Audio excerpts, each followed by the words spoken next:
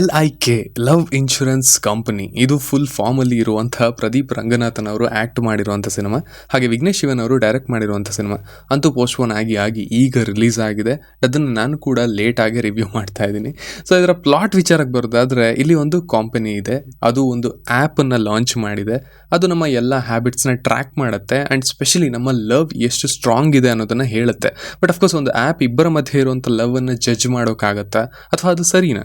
ಈ ರೀತಿ ಕ್ವಶನ್ಸ್ ನಿಮ್ಮ ತಲೆಯಲ್ಲಿ ಬರುತ್ತಲ್ವಾ? ಆ್ಯಂಡ್ ಅದೇ ಕ್ವಶನ್ಸ್ಗೆ ಆನ್ಸರ್ನ ಹಾಗೆಯೇ ಈ ಸಿನಿಮಾದಿಂದ ಡೈರೆಕ್ಟರ್ ಅವರು ನಮಗೆ ಏನನ್ನ ಹೇಳೋಕ್ಕೆ ಹೊರಟಿದ್ದಾರೆ ಅನ್ನೋದನ್ನೆಲ್ಲ ನೀವು ಸಿನಿಮಾದಲ್ಲೇ ನೋಡಿ ತಿಳ್ಕೊಳ್ಬೇಕು. ಫಸ್ಟ್ ಆಫ್ ಆಲ್ ಇದರ ಪಾಸಿಟಿವ್ಸ್ ಕಡೆಗೆ ಬರೋದಾದರೆ, ಅದು ಇದರ ಕಾನ್ಸೆಪ್ಟ್ ಅಂತ ಹೇಳ್ತೀನಿ. ಆ್ಯಕ್ಚುಲಿ ಡೈರೆಕ್ಟರ್ ಅವರು ಏನನ್ನು ಹೇಳೋದಕ್ಕೆ ಹೋಗಿದ್ದಾರೆ ಅಥವಾ ಇಷ್ಟಪಟ್ಟಿದ್ದಾರೆ ಅದು ತುಂಬ ಚೆನ್ನಾಗಿದೆ. ಮೊಬೈಲ್ ಅಡಿಕ್ಷನ್ ಅನ್ನೋದನ್ನು ಸ್ವಲ್ಪ ಫ್ಯೂಚರಲ್ಲಿ ಪ್ಲೇಸ್ ಮಾಡಿ ಅಲ್ಲಿ ಒಂದೊಂದೇ ಕಾನ್ಸೆಪ್ಟ್ನಲ್ಲಿ ಎಲ್ಲ ಥರದ ವಿಷಯಗಳನ್ನು ಕವರ್ ಮಾಡಿದ್ದಾರೆ. ಫಾರ್ ಎಕ್ಸಾಂಪಲ್ ಹ್ಯಾಲೋಯಿನ್ ಪಾರ್ಟಿ ಆಗಿರಲಿ ಅಥವಾ ನೇಮ್ ಚೇಂಜ್ ಮಾಡೋದಾಗಿರಲಿ, ಈಗಿನವರು ಪೇರೆಂಟ್ಸ್ ಆದರೆ ಅದು ಹೇಗಿರುತ್ತೆ ಅನ್ನೋದ್ರ ಬಗ್ಗೆ ಆಗಿರಲಿ, ಬಿಸ್ನೆಸ್ ಹೇಗೆ ಕನೆಕ್ಟ್ ಆಗಿದೆ ಅನ್ನೋದ್ರ ಬಗ್ಗೆ, data selling, negativity, semi nude content, ಹೀಗೆ ತುಂಬಾ ಅಂದರೆ ಡೇ ಟು ಡೇ ಲೈಫ್ನ ಆ್ಯಪ್ಸ್ ಹಾಗೆ ಮೊಬೈಲ್ಸ್ ಹೇಗೆ ಕಂಟ್ರೋಲ್ ಮಾಡ್ತಾ ಇವೆ ಅಂತ.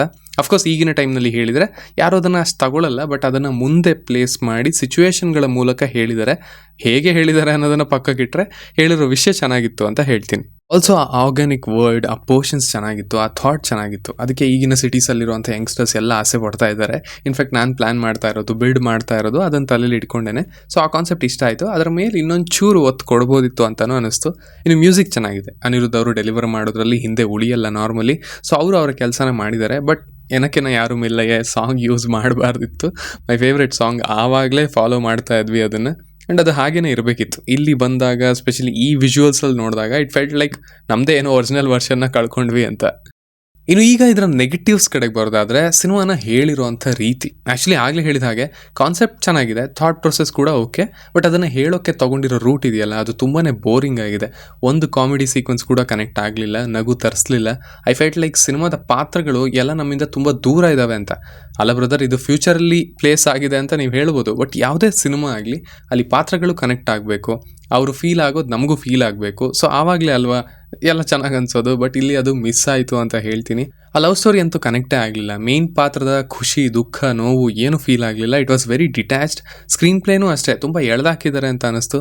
ಚಾಲೆಂಜ್ ಅಂತ ಹೇಳ್ತಾರೆ, ಬಟ್ ಆ ಚಾಲೆಂಜ್ನ ಹ್ಯಾಂಡಲ್ ಮಾಡಿರೋ ರೀತಿ ಅದೇ ಅನಾದಿ ಕಾಲದ ರೀತಿ. ಒಂದೇ ಸಾರಿಗೆ ಹೇಳ್ಬಿಟ್ರೆ ಎಲ್ಲರೂ ಕೇಳ್ಬಿಡ್ತಾರೆ, ಇನ್ನೊಂದು ಸಾರಿಗೆ ಹಾಗೆ ಉಲ್ಟಾ ಹೊಡಿತಾರೆ. So they was nothing new. Setup ಅಷ್ಟೇ ಹೊಸ್ತು ಅಂತ ಅನಿಸ್ತಾ ಇತ್ತು, ಬಿಟ್ಟರೆ ಏನು ಯೂಸ್ ಆಗಲಿಲ್ಲ.